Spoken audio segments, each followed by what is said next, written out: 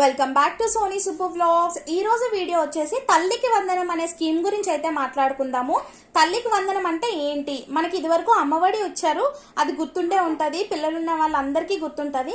అది ఏ ఏజ్ పిల్లల వరకు అయితే తల్లికి వందనం చెందుతుంది, ఇంకా దానికి కావాల్సిన డాక్యుమెంట్స్ ఏంటి అనేది ఈ వీడియోలో కంప్లీట్ గా చూద్దామండి. ఎక్కడ స్కిప్ చేయకుండా చూడండి ఈ వీడియోని. మీకు అసలు దాని ప్రొసీజర్ ఏంటి, మనం అది ఎలా అప్లై చేసుకోవాలి అనేది ఈ వీడియోలో నేనైతే మీకు చెప్తాను. అసలు మనకి ఏఎస్ పిల్లలకి ఈ తల్లికి వందనం అనే స్కీమ్ అయితే అవైలబుల్ ఉంటుంది. ఫస్ట్ క్లాస్ ఉన్న 6 years అయితే దాటుండాలండి పిల్లలకైతే. First class to 12th standard అంటే ఇంటర్ సెకండ్ ఇయర్ వరకు అయితే ఈ స్కీమ్ అయితే అవైలబుల్లో ఉంది. అంటే డబ్బులు పడతాయి అనమాట వాళ్ళకి. నెక్స్ట్ ఏంటంటే వాళ్ళు కంపల్సరీగా 75% అటెండెన్స్ అయితే కంప్లీట్ గా ఉండాలండి. ఒకవేళ దానికంటే తక్కువ ఉంటే మాత్రం అసలు ఈ స్కీమ్ కి అయితే వాళ్ళు అర్హులు కాదు, అంటే వాళ్ళకి రాదనమాట. తల్లికి వందనం అనే స్కీమ్ ఒక పిల్లలకే వస్తుందా, లేదంటే ఎంతమంది పిల్లలున్నా అంతమంది పిల్లలకి వస్తుందా అనే డౌట్ అయితే ఉందండి. సో నేను అది ఇప్పుడైతే క్లారిటీ చేస్తాను. మన ఆధార్ కార్డు ఉంటుంది కదండి, మన ఆధార్ కార్డులో మనకి పిల్లలు అంటే ఒకరున్నా, ఇద్దరున్నా, ముగ్గురున్నా, ఎంతమంది ఉంటే అంతమందికి అయితే తల్లికి వందనం డబ్బులు అయితే వేస్తానని చెప్పారండి. ఇది వరకు అయితే మనకి అమ్మఒడి వచ్చేదండి, కానీ అమ్మఒడి ఎంతమంది పిల్లలున్నా ఒకరికైతే ఇచ్చేవారు అనమాట డబ్బులు. ఇప్పుడైతే దానికి కావాల్సిన డాక్యుమెంట్స్ గురించి అయితే మాట్లాడుకుందామండి.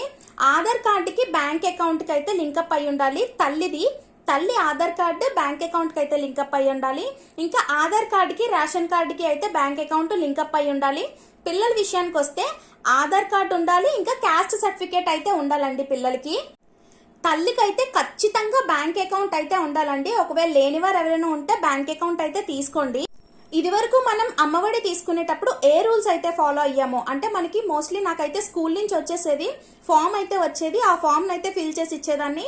ఇంకా ఇక్కడ వాలంటీర్స్ వచ్చి థమ్స్ వేయించుకున్నాక మాకు డబ్బులు అయితే పడేవి. మరి ఇప్పుడు వాలంటీర్స్ గురించి ఇంకా తెలియలేదు కాబట్టి, సో ఇప్పుడు మీ సేవాకి వెళ్ళి చేయాలా, ఇంకా లేకపోతే వాలంటీర్స్ ని మళ్ళీ పెడతారా అనేది తొందరలోనే మనకైతే తెలుస్తుందండి. మోస్ట్లీ రూల్స్ అయితే అవే ఉండొచ్చండి. ఇది వరకు మనం ఎలాగైతే అప్లికేషన్ ఫిల్ చేసి ఇచ్చేవాళ్ళమో మోస్ట్లీ అవే రూల్స్ అయితే ఉండొచ్చు ఇప్పుడు కూడా.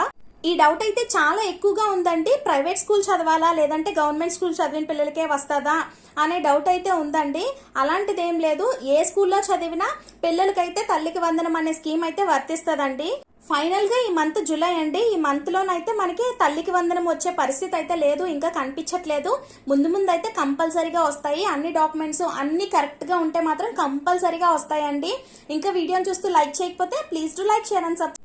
ఈ వీడియోని అయితే మీ ఫ్రెండ్స్ అండ్ ఫ్యామిలీ మెంబర్స్ కి అయితే షేర్ చేయండి, ఎందుకంటే వాళ్ళకి కూడా తెలుస్తుంది కదా, అంటే ఇలా చేసుకోవాలి అని. చిన్నపిల్లలు ఉన్న వాళ్ళకి first class to 12th standard చదివే పిల్లలందరికీ ఈ వీడియోని అయితే షేర్ చేయండి.